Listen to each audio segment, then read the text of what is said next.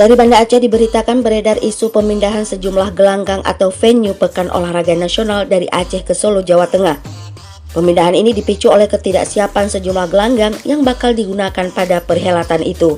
Namun hal ini dibantah oleh Menteri Pemuda dan Olahraga Dito Aryo Tejo yang memastikan penyelenggaraan PON Aceh Sumatera Utara hanya dilaksanakan di 2 provinsi itu saja. Dito mengatakan kementerian memastikan seluruh gelanggang PON 2024 dapat digunakan tepat waktu.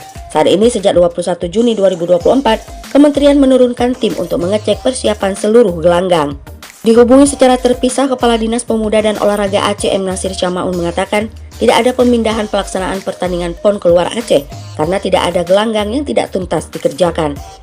Nasir memastikan 33 cabang olahraga, 43 disiplin, dan 515 nomor pertandingan bakal dipertandingkan di 10 daerah di Aceh sesuai rencana. Nasir juga menambahkan perubahan gelanggang terjadi pada penyelenggaraan multi-event disabilitas yang direncanakan digelar di Sumatera Utara berpindah ke Solo, Jawa Tengah.